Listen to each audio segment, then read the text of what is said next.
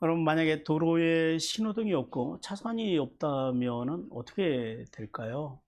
어, 아마도 도로는 아수라장이 되고 운전하는 분들은 언제 어디서 배달 오토바이나 대형 덤프 트럭 같은 것들이 튀어나올지 몰라서 극심한 공포와 두려움에 사로잡히게 될 것입니다. 그런데 역설적이게도 녹색 신호등은 가고 빨간 신호등은 서야 한다라고 하는 이 법과 제한이 운전자들을 자유롭고 평안하게 해서 마음껏 도로를 달리게 하는 진정한 이동의 자유를 누리게 한다라는 사실입니다. 마찬가지로 예수 그리스도를 믿음으로 율법으로 의로 자유롭게 되었다고 이제 내 마음대로 살아도 된다라는 것이 아닙니다.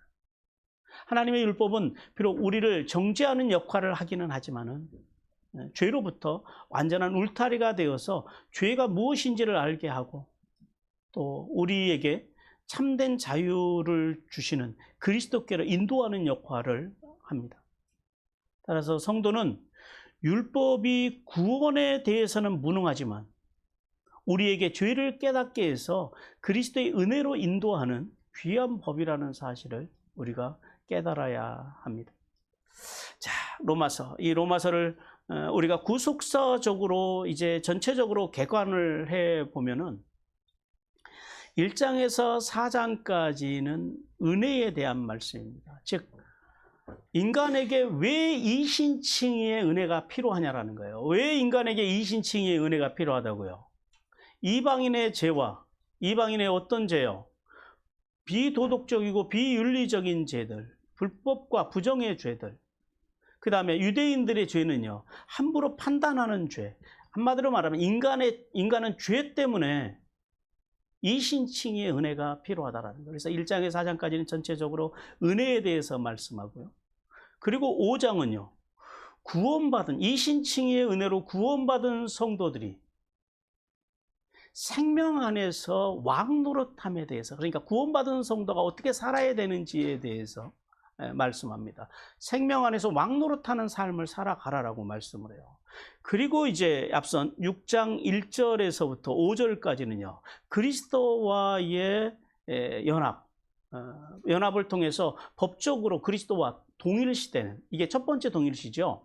첫 번째 동일시, 내가 그리스도와 함께 동일시되는, 뭘 통해서요? 믿고 세례를 받을 때. 그 동일시에 대해서, 세례에 대해서 말씀을 해요. 그리고 이제 이어지는 앞선 6장 6절부터 23절까지는 세 개의 단어를 기억하라고 그랬죠. 알라, 여겨라, 드려라. 이 세 단어를 중심으로 해서 구속사적으로 성자와 연결이 됩니다. 성자 예수 그리스도의 구원 사역에 대해서 말씀해요. 알라, 뭘 알으라고요? 예수님의 십자가 부활을 믿는 우리는 다시는 사망이 우리를 주장할 수 있다 없다? 없다라는 그 사실을 알라라는 거예요. 그리고 여겨라.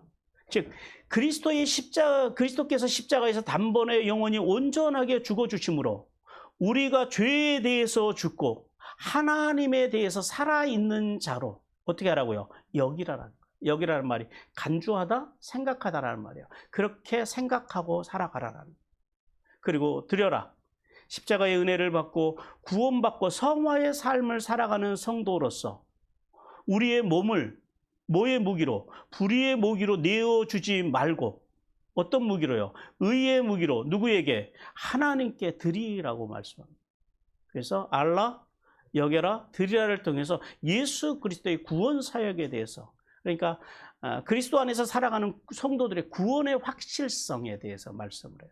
그래서 우리는 확실하게 구원을 받은 존재라는 거예요.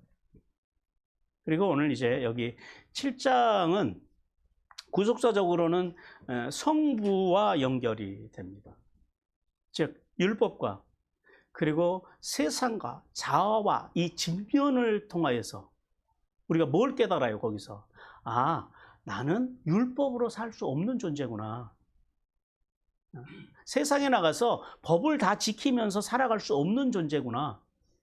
그래서 내 속에 있는 뭘 봐요? 내 속에 있는 약함을 보게 된다는 거예요. 그래서 율법과 세상과 자아와 직면하고 그래서 내가 스스로 살아갈 수 없음을 기억하고 우리는 누구로만 살 수 있다? 아버지 하나님의 사랑으로만 살 수 있는 존재라는 사실을 이제 깨닫게 됩니다. 그래서 이 7장에서는 그래서 그 말씀을 기반으로 해서 크게 세 가지 주제로 우리에게 말씀을 해요. 오늘 본문인 1절에서 6절을 통해서는 율법은 더 이상 이신칭의 은혜를 받은 성도들을 주관할 수 없으며 동시에요, 율법의 종죄로부터 성도는 완전한 자유를 얻었다라고 말씀을 합니다. 그리고 이제 이어지는 7절에서 13절을 통해서는 율법이 구원받은 성도, 그러니까 성도에게는 구원에 대해서는 율법이 무능하지만은 율법이 어디에 대해서는 유용하다고요? 죄를 깨닫게 하는데, 이것이 죄고 아닌지를 깨닫게 하는 것에 대해서는 율법이 이제 유용한 역할을, 제한적인 유용한 역할을 한다라는 거예요. 즉 이신칭의 은혜를 받은 성도는 성도에게도 율법은 죄를 여전히 깨닫게 하는 역할을 한다라는 거예요. 그러니까 지금 우리가 이제 소위 신약 시대, 성령 시대를 살아간다고 하지만 성령 시대를 살아가는 우리에게 율법이 계속해서 필요해요, 안 필요해요? 필요하다라는 거예요. 율법이 없으면 죄가 죄인지를 모르고, 그러니까 이 율법이 약하면 그 다음에 사람들이, 교회를 다니는 사람들이 뭐만 하면 은혜만 강조하는 거예요. 그냥 다 은혜로. 그러다 보니까 죄는 어떻게 해야 돼요? 미슈파트, 판단해야 되는 거예요. 그러니까 은혜만 강조하다 보니까 가끔 가다가 어떤 분들이 그러죠. 예수 믿는 사람들은 그냥 기도만 하고 하나님께서 하시는 일만 바라봐야 된다고. 세상의 판단은 하나님께 맡기라고. 그거는 틀린 신앙이에요. 하나님께서는 세상을 뭘로요? 공의와 정의를 가지고 판단하라는 거예요. 공의는 우리가 예수 그리스도를 믿음으로, 은혜와 진리로 오신 예수 그리스도를 믿음으로 우리가 공의, ጼ데카, 공의로워지는 거고, 의로워지는 거고, 칭의예요. 우리가 의롭다 칭함을 받는 거고, 미슈파트는 뭐예요? 정의, 판단하다. 이 샤파트에서 온 말이에요. 판단하다, 재판하다, 이런 말이에요. 세상을 하나님의 진리를 가지고, 말씀을 가지고 그리스도인들은요, 판단해야 돼요. 이것이 죄인지 아닌지. 그리고 죄는 교회가 용납을 하면 되면 안 돼요? 안 돼요. 근데 죄를 바라보면서도 그냥 은혜로 우리 넘어갑시다. 그거는 성경적이 아니에요. 그래서 성도들이 그래서 율법을 알아야 돼요. 율법이 말씀하시는 죄가 무엇인지를 정확하게 알고 그 정신을 알아야 된다는 거예요. 그리고 이제 14절에서 25절에서는 율법을 통해서 하나님의 선하신 뜻을 안다 하더라도 율법으로는 세상 속에서 하나님의 뜻, 선한 뜻을 이룰 수 있다, 없다? 없다. 그리고 또 우리는 그 율법을 통해서 그래서 뭘 본다고요? 자신의 연약함, 자아 직면에서 갈등하며 살아갈 수밖에 없는, 그러니까 율법을 따라 살아가는 사람들이 율법 앞에서는 갈등할 수밖에 없다라는 사실에 대해서 말씀을 합니다. 자, 오늘 이제 본문 1절에서 6절을 통해서 바울은 이신칭의 은혜를 받은 성도와 율법과의 관계를 어떻게 비유를 하냐면 혼인 관계로 비유를 해요. 그래서 예수 그리스도를 믿어 구원받은 성도는 그리스도 안에서 거듭난 존재로서의 정체성, 우리가 어떤 주님의 거룩한 신부로서의 정체성을 가지고 살아야 한다라고 말씀을 하십니다. 오늘 1절에서 3절을 통해서 주시는 하나님의 첫 번째 메시지 같이 읽겠습니다. 시작. 하나님께서는 그리스도를 영접한 성도는 죄에서 완전한 구원을 받은 존재이기에 죄의식에 사로잡혀 살아서는 안 된다고 말씀하신다. 예, 먼저 1절을 통해서 바울은 온 인류에게 구원되는 율법의 효력의 한계에 대해서 말씀합니다. 율법의 한계. 1절에서 이렇게 말씀하죠. 형제들아, 내가 법 아는 자들에게 말하노니 너희는 이 법이 사람이 살 동안만 그를 주관하는 줄 알지 못하느냐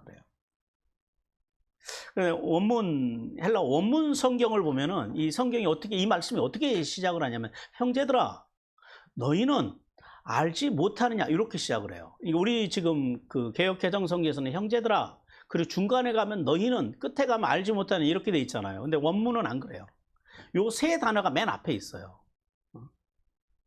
그리고 알지 못하느냐라고 하는 그 단어가 현재 진행형이에요. 현재형을 써요. 그러니까 너희가 알지 못했다가 아니라 언제도 모른다? 지금도 모르고 있다라는 거예요. 왜 지금도 모르고 있다? 이런 의미예요. 그러니까 계속해서 너희 이 영적으로 무지한 상태를 지적을 하는 거예요. 그리고 로마 교인들을 향해서 사도 바울이 뭐라고 불러요?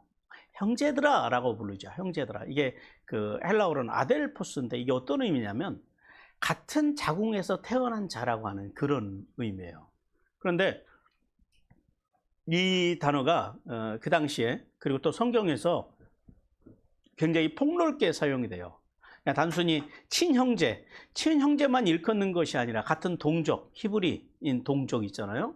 그 같은 민족이나 또 이 친근한 관계에서 부를 때 주로 많이 사용이 돼요. 이렇게 또 성경에서는 이렇게 사도 바울처럼 로마 교회 성도들을 한 번이라도 본 적이 있어요, 없어요? 지금까지 한 번도 본 적이 없어요. 근데 왜 형제라고 불러요? 예, 그리스도 안에서 한 형제된 성도들에게 친근감 있게 친근감을 나타내는 호칭이 바로 이 아델포스예요.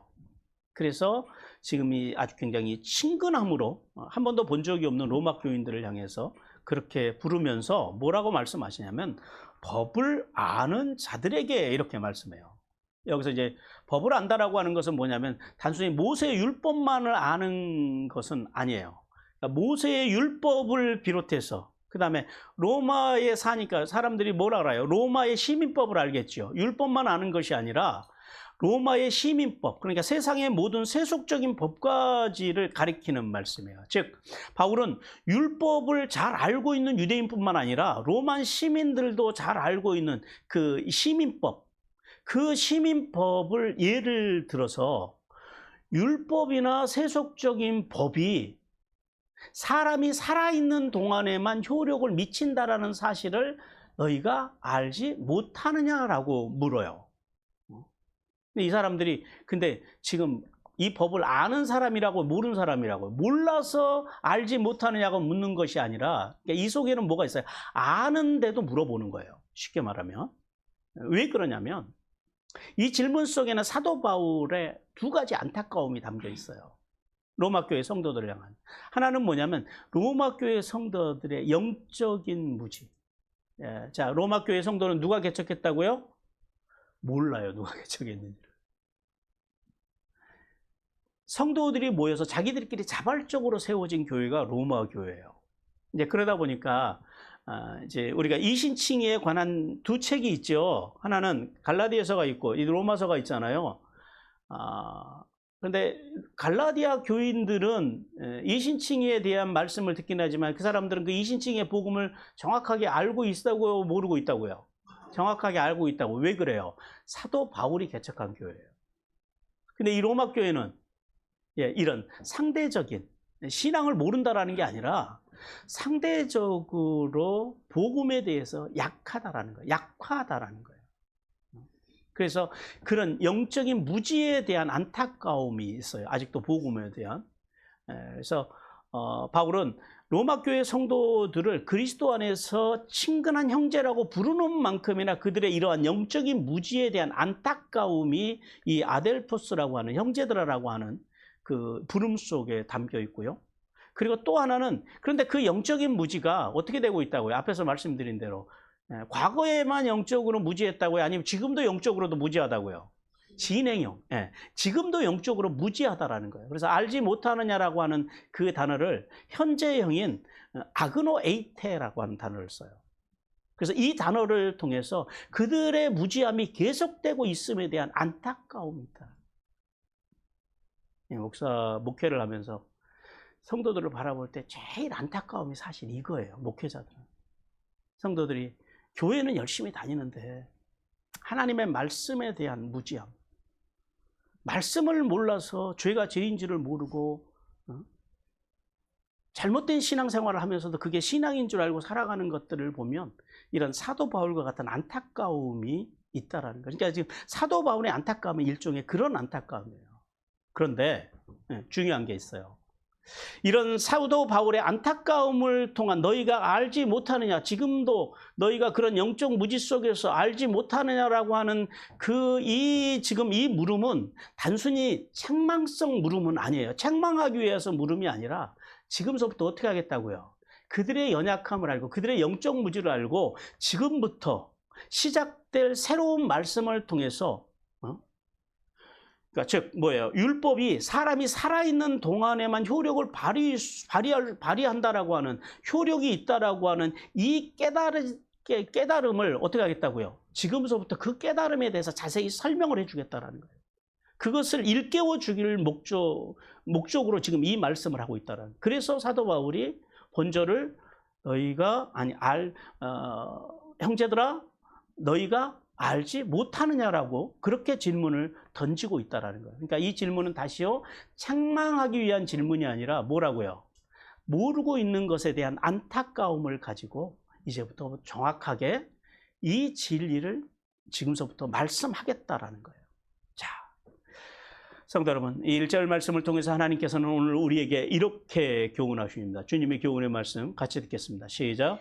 율법에 대하여 죽고 은혜에 대하여 살라. 네, 왜 그러냐면 당시 로마 교회 안에는요, 두 부류의 그릇된 생각을 가진 사람들이 있었어요. 잘못된 생각. 하나는 뭐냐면 이신칭의의 은혜만 가지고는 부족하다라는 거예요. 그러니까 이신칭의의 은혜를 온전히 믿지 않고 온전히 의지하지 않고 여전히 뭘 지켜야지?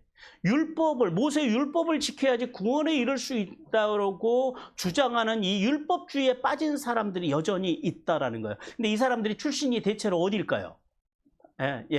히브리 출신들, 유대교 출신들, 유대인들이 이런 그 율법주의에 주로 빠져 있게 돼요. 왜 그래요? 영적 무지 때문에. 복음을 정확하게 모르니까. 왜냐하면 아직도 로마 교회는 누구도 여기에 대해서 사도 바울과 같이 이렇게 자세하게 설명해 준 사람이 없었다라는 거예요. 전해주는 사람이. 그리고 또 하나는 어떤 사람들이 그 율법주의자들하고는 또 반대로 내가 복음의 진리를 믿음으로 자유하게 됐다라는 거예요. 근데 이 자유하게 됐다라고 하는 그 믿음의 원리를 더 확대해서 잘못 해석해가지고 어떻게 생각하는 사람들이 있었냐면, 아무리 우리가 이제 믿음으로 구원받았으니까 죄를 줘도 상관이 없다라고 주장하는 사람들. 이 사람들은 대체로 어디 출신들이냐면은 이 헬라 출신들, 그러니까 영지주의에 물든 사람들. 그런 두 부류의 사람들, 이런 세속적인 신앙을 가진 사람들이 로마 교회 안에는 있었다라는 거예요. 로마서 6장 1, 2절 같이 읽습니다. 시작. 그런즉 우리가 무슨 말을 하리요? 은혜를 더하게 하려고 죄에 거하겠느냐? 그럴 수 없느니라. 죄에 대하여 죽은 우리가 어찌 그 가운데 더 살리요? 그래서 이런 생각을 가지고 있는 사람들 때문에 사도 바울이 4장에서도 그렇고 여기 6장 1, 2절에서도 이렇게 질문을 하고 있었다. 그래서 하나님께서는 이 두 부류의 잘못된 신앙생활을 하는 사람들을 바로잡기 위해서 그래서 로마서가 지어진 거예요. 그리고 오늘 특히 이 본절은 누구를 향한 말씀이에요? 율법주의자들. 이 율법주의에 물들어 있는 사람들. 하나님께서는 율법주의나 이 세상의 법이 사람이 살아있는 동안에만 효력을 발휘하는 것처럼 율법의 한계를 깨닫고 어디로 돌아오라고 그래요 지금? 이신칭의의 은혜를 바로 알고 이신칭의의 은혜로 돌아와서 영생하는 구원에 이르라라고 지금 하나님께서는 사도 바울을 통해서 말씀하고 있는 거예요. 왜 그래요? 율법주의자들은 여전히 유대교의 전통에 빠져서 이신칭의의 은혜를 온전히 믿지 못하고, 더 나아가서 우리가 구원받고 그리스도와의 연합, 세례를 통해서 연합돼 그리스도와 합하여 세례를 받음으로 이제 율법 아래에 있던 옛사람이 죽은 줄을 모르는, 아직도 우리가 완전히 율법의 세력 안에서 죽은 줄을 모르는 이 영적인 무지에 이 로마 교회 성도들이 아직도 빠져 있었다라는 거예요. 그래서 아직도 구원을 받으려면 이신칭의만을 가지고는 부족하고 뭔가를 더 얹어야 된다는 거예요. 근데 그게 뭐예요? 모세의 율법을 가져와서 이걸 지켜야지 구원을 얻는다고 그렇게 생각하고 주장하고 또 전파하는 사람들이 있었다는 거예요. 이런 사람들이 오늘날도 우리 한국 교회 안에 있을까요? 없을까요? 여전히 있다라는 거예요. 이신칭의 은혜를 모르면 다 그렇게 가요. 그래서 이런 율법주의에 빠진 사람들의 두 가지 특징이 있어요. 야, 이런 사람들의 신앙생활이, 이런 사람들은 신앙생활이 재미있을까요? 없을까요? 그렇죠. 신앙생활이 전혀 재미가 없죠. 왜 그래요? 율법이 끊임없이, 율법은 뭘 해요? 우리에게 뭘 지키라고 그러잖아요. 이것도 지키라고 그러고 저것도 지키라고 그러고. 근데 우리가 그것을 다 율법에, 하나님께서 율법으로 말씀하시는 그 요구들을 다 지킬 능력이 있어요? 없어요? 없어요. 그러니까 늘 지킬 수 없는 나, 말씀대로 율법대로 살 수 없는 나를 통해서 그들이 느끼는 게 뭘까요? 영적인 열등감 속에서 그러니까 살아가는 거예요. 이런 분들은 그러니까 늘 하나님 앞에 가면은 주눅이 들어요. 기도를 해도 주눅이 들고 뭘 해도 주눅이 들어요. 그리고 그 마음속에 깊이 자리 잡고 있는 거 뭐예요? 죄책감. 그러니까 이런 분들은 자기의 삶에서 맨날 샅샅이 죄만 찾고 있는 거예요. 감사의 제목을 찾고 하나님 앞에 영광 올려드릴 어떤 그런 제목을 찾는 것이 아니라, 이렇게 율법주의로 살아가는 사람들은 늘 그렇게 열등감과 죄책감 속에서 죄만 찾는 인생. 그래서 이제 그러죠. 이런 분들이 이제 은퇴를 하잖아요.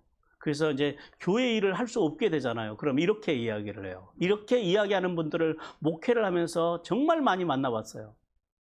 교회 봉사도 못하고, 이제 대표기도도 안 시켜주고, 안내위원도 안 시켜주고,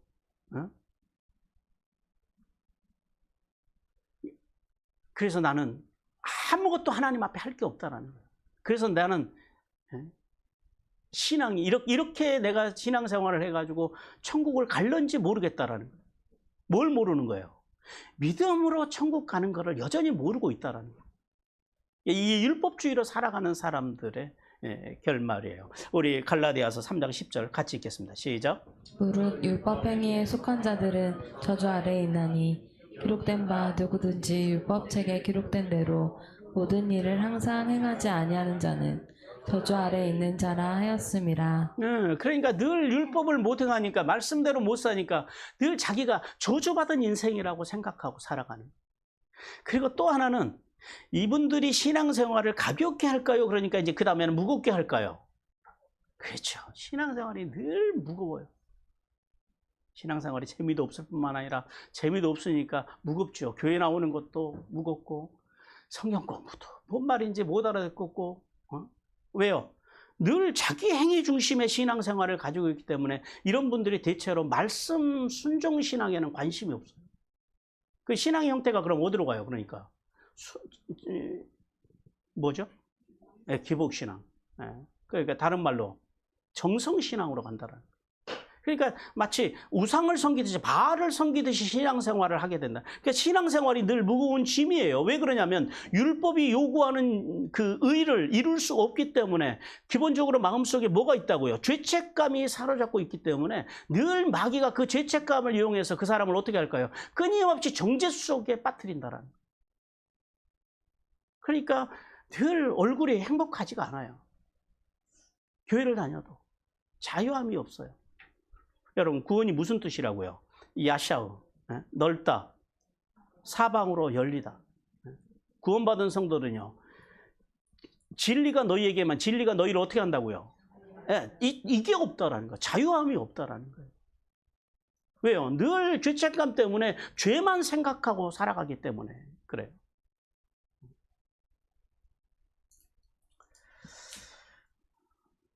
따라서 성도는 율법에 대하여는 그러니까 율법에 대하여는 산자, 즉 율법의 의를 이루기 위해서 자신이 무엇인가를 해야 구원을 이룰 수 있다라고 하는 생각을 빨리 버리라라는 거예요. 왜 그래요? 우리의 구원은 누가 주신 선물이에요? 하나님이, 예수님이 십자가에서 은혜로 주신 선물이에요. 에베소 2장 8절 9절 같이 읽습니다. 시작. 너희는 그 은혜에 의하여 믿음으로 말미암아 구원을 받았으니 이것은 너희에게 난 것이 아니요 하나님의 선물이라. 행위에서 난 것이 아니니 이는 누구든지 자랑하지 못하게 함이라. 그러니까 하나님의 나라에 이르는 것은 선물로 가는 거예요. 선물로. 그러니까 우리가 뭔가를 해서 보수로 가는 게 아니고, 이걸 빨리 여러분이 캐치하시고 알으셔야 돼요. 우리가 뭔가를 해서 내가 뭐 교회를 잘 나가서 내가 교회에서 무슨 직분을 받아서 그리고 교회에 큰 공을 세워서 그래서 천국에 가는 것이 아니라 천국은 뭘로 간다고요? 믿음으로. 죄를 지어도 천국 가요, 못 가요? 가요. 잘못이 있어도 천국에 가요, 안 가요? 가요. 어떤 사람이 천국에를 못 가요? 그렇죠. 슈브의 신앙이 없으니까 지옥에 가는 거예요. 그러니까 죄를, 늘 말씀드리지만 죄를 지어서 지옥 가는 사람은 없어요. 한 사람도 없어요. 사람들이 단지 지옥에 가는 이유는 딱 하나예요. 죄를 많이 지어서가 아니라, 죄가 많아서 지옥에 가는 것이 아니라 슈브의 신앙, 하나님께로 돌아가서 회개하는 신앙이 없으니까 사람들이 지옥에 간다라는. 천국은 뭘로 간다고요? 믿음으로. 다른 거 다 필요 없어요. 그러니까 다른 거는 제가 늘 그러잖아요. 그러니까 신앙생활하면서 다른 건 좀 못해도 된다고요. 그거 잘하려고 그러지 마요. 교회 일 잘해서 뭐 하려고요?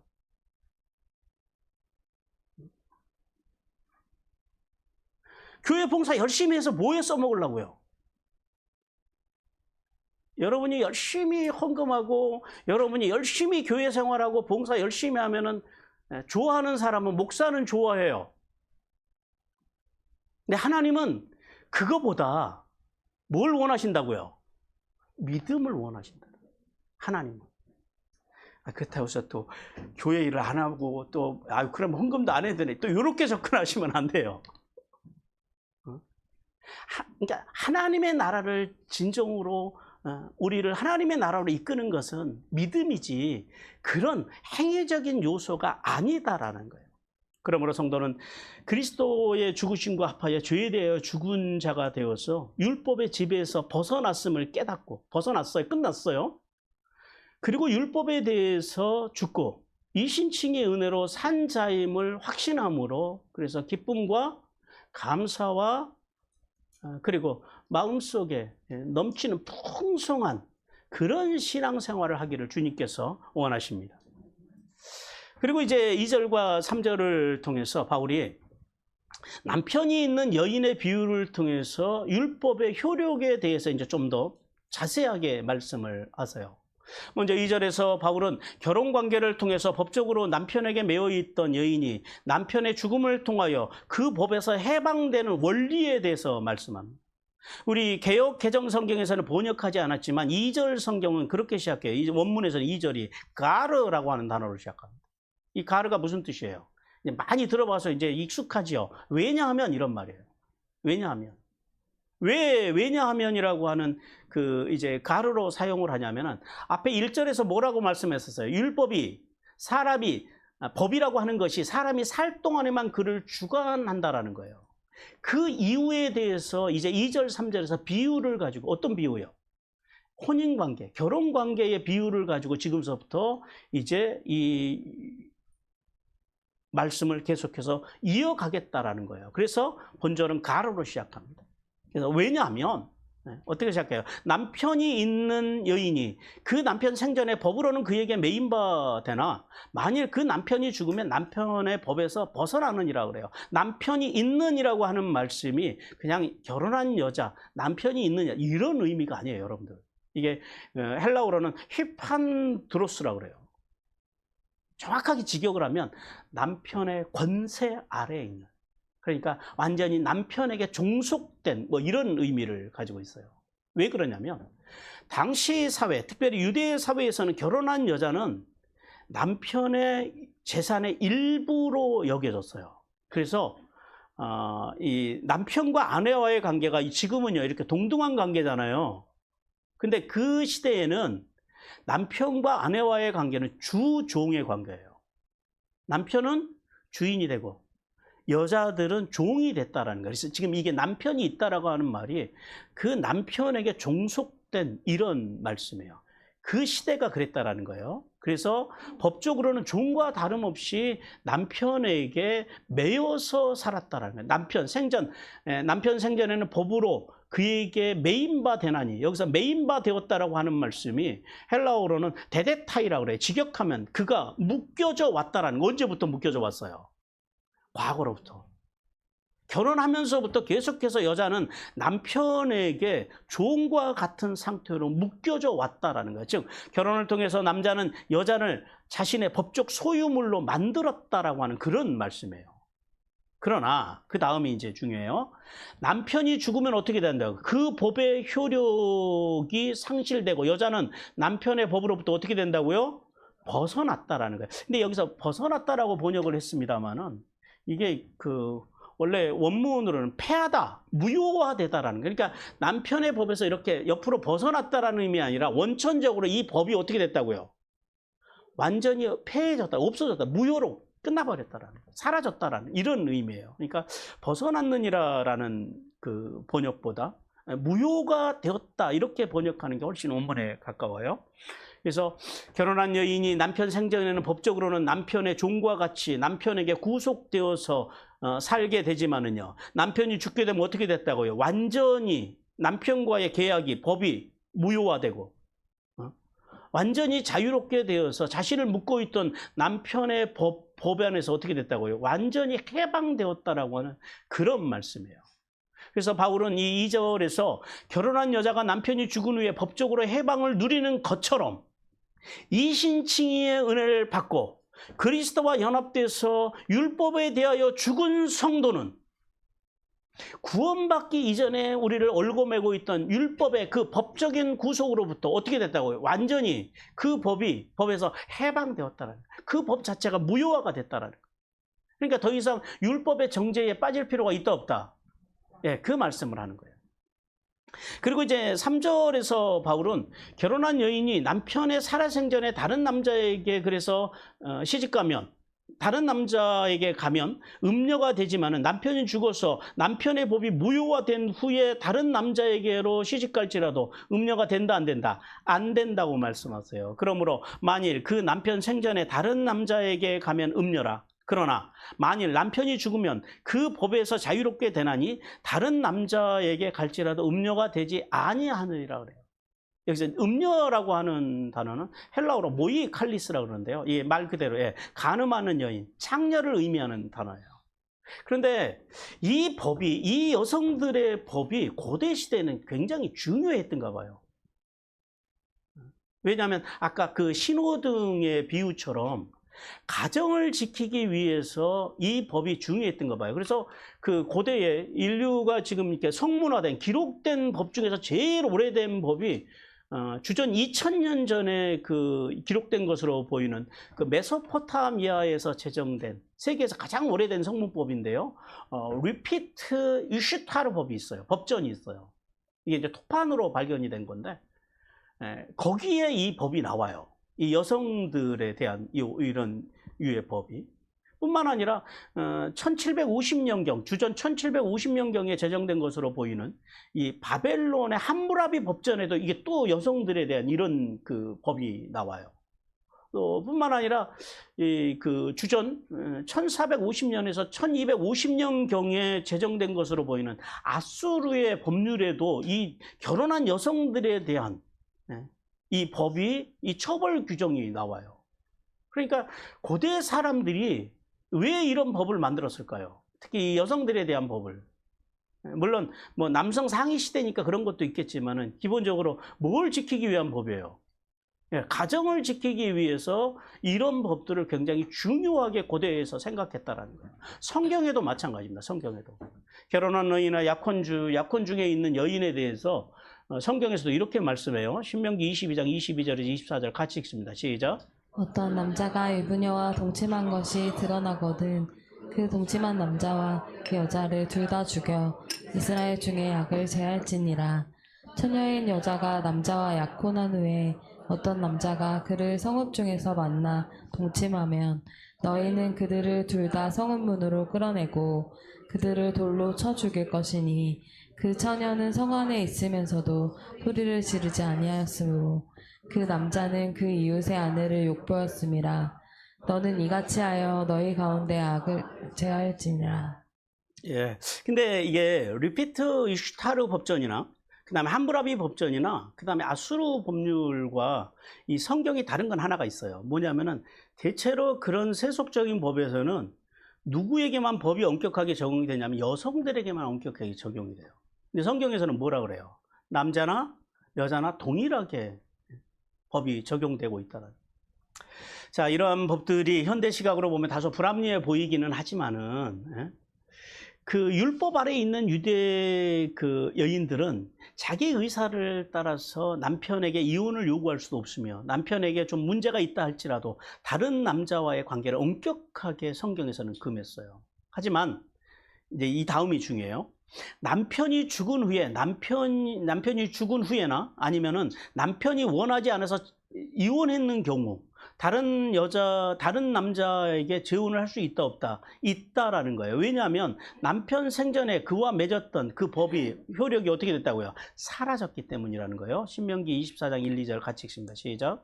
사람이 아내를 맞이하여 데려온 후에 그에게 수치되는 일이 있음을 발견하고 그를 기뻐하지 아니하면 이혼 증서를 써서 그의 손에 주고 그를 자기 집에서 내보낼 것이요 그 여자는 그의 집에서 나가서 다른 사람의 아내가 되려니와. 자, 성도 여러분, 이 비유, 이 결혼 비유를 통해서 하나님께서는 오늘 우리에게 이렇게 교훈하십니다. 같이 읽습니다. 시작. 율법주의 신앙으로 사는 자가 가장 불행한 자이다. 자, 하나님께서는 고대 결혼 관습, 즉 남편에게 종속된 여인은 그 남편의 생전에는 남편의 법 아래 매인자라고 하는 이 말씀을 통해서 지금 뭘 말씀하시냐면 율법주의 신앙의 비참함에 대해서 말씀을 해요. 왜 율법주의를 가진 신앙인들이 세상에서 가장 비참한 자라고요? 가장 불쌍한 자라고요? 예수 그리스도를 안 믿는 사람 그냥 불쌍한 사람들이에요. 그런데 보세요. 교회 와서 교회를 다니고 신앙생활을 하고 하나님을 믿고 우리가 교회 와서 헌신도 하고 봉사도 하고 예물도 드리고 온갖 주님을 위한 교회를 위한 일들은 하면서도 신앙이 잘못되어 있다는 거예요. 실컷 주를 위해서 이 땅에서 산다고 살고 막상 근데 주님 앞에 갔는데 주님께서 뭐라 그러세요? 너 누구냐 그러시면 이게 얼마나 억울하냐. 그러니까 이 사람들이 진짜 불쌍한 사람이다.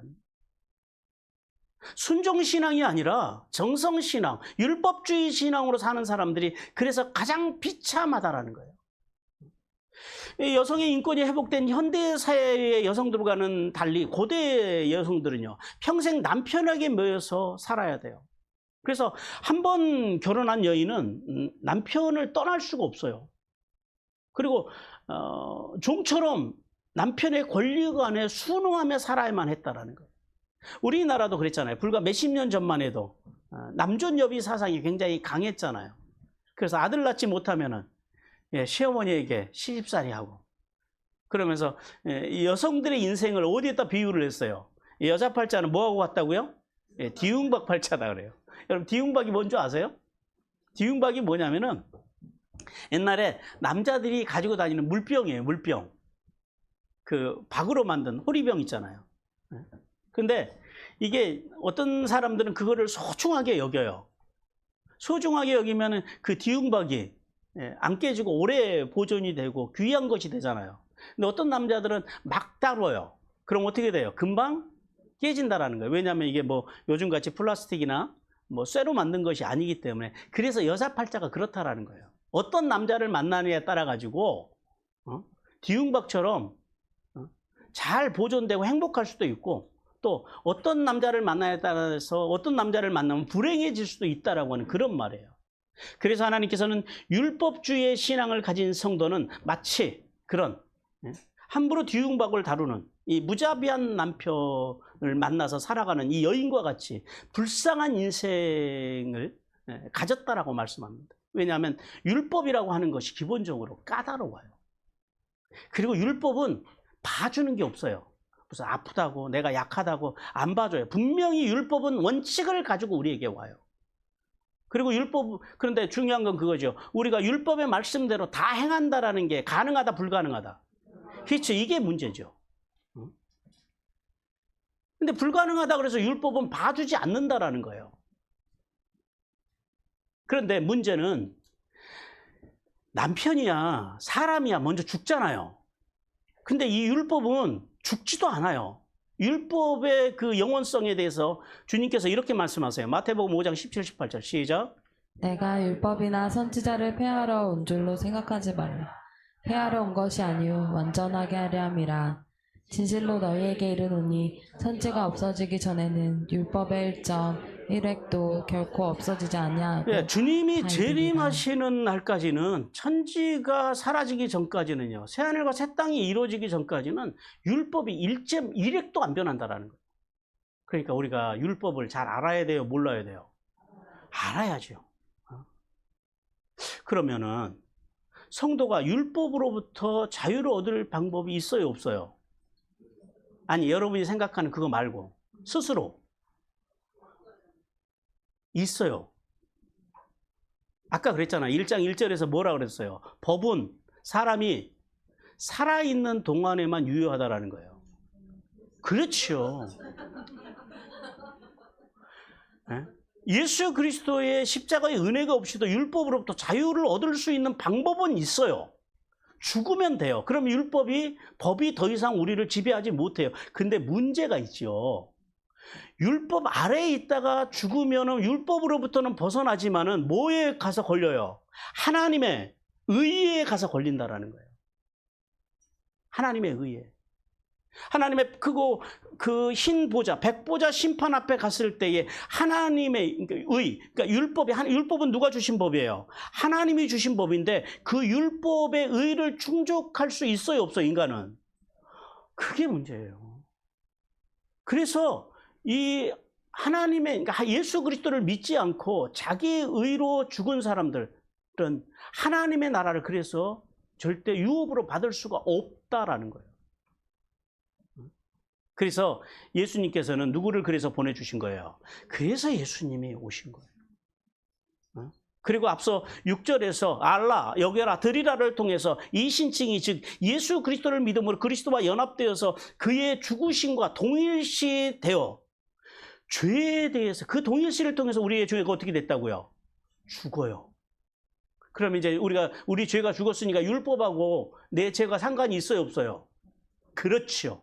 그렇게 해서 그러니까 죄에 대해서 죽고, 그 다음에 우리는 어디에 대해서 살았어요? 그렇죠. 의에 대해서 살았다라는 거예요. 그러니까 의에 대해서 산 자로서 이 세상을 떠나면 천국 가요, 못 가요? 그렇게 가는 거예요. 그러니까 이 땅에서 하나님의 의를 힘입지 않으면은, 죽으면은 율법으로부터는 자유케 되지만은, 죄의 법으로부터는 자유케 되지만은 하나님의 의에 가서 딱 걸려가지고 천국을 못 가는 거예요. 그래서 천국에 잘 가려면 예수 그리스도의 십자가를 믿음으로 죄에 대해서는 죽고, 왜요? 예수님이 우리를 대신해서 죄에 대해서 죽어 주셨잖아요. 이걸 믿고, 그리고 주님께서 부활하심으로 의에 대해서 의로 살아나셨잖아요. 그리고 우리를 의롭다고 칭해 주셨잖아요. 그렇게 의를 힘입어서 우리는 어떻게 된다고요? 성화의 삶을 살아가면서 율법의 정죄로부터 벗어나서 우리는 그렇게 하나님의 나라를 간다라는 거예요. 이 원리를 지금 이해가 되세요? 어려우세요? 네, 이게 이해가 돼야 돼요. 그래서 하나님께서는 놀라운 이 신칭의 은혜를 모르고 혹은 믿지 못해서 여전히 율법주의 신앙, 즉 자신의 행위나 공로로 구원받으려고 하는 사람들이 세상에서 제일 뭐한 사람들이다? 제일 이 사람들이 불쌍한 사람들. 그러니까 이런 사람들을 불쌍히 여길 줄을 알아야 돼요.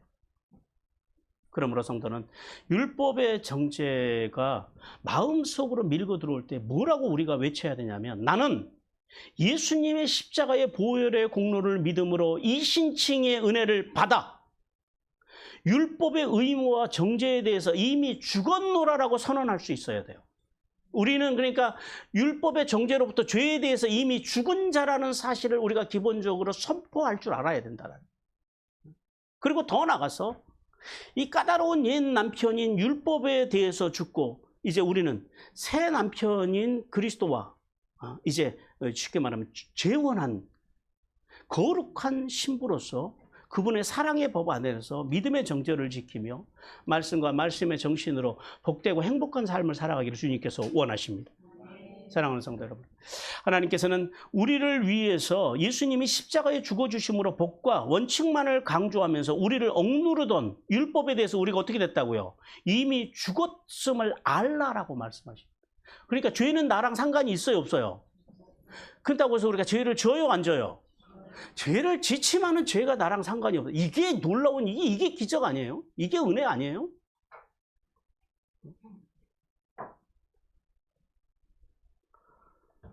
또한 이신칭의의 은혜를 주신 예수님과 영적으로 재혼한 거룩한 성도로서, 그래서 더 이상 과거의 죄의식에 사로잡힐 필요가 있다 없다? 그러면 안 돼요.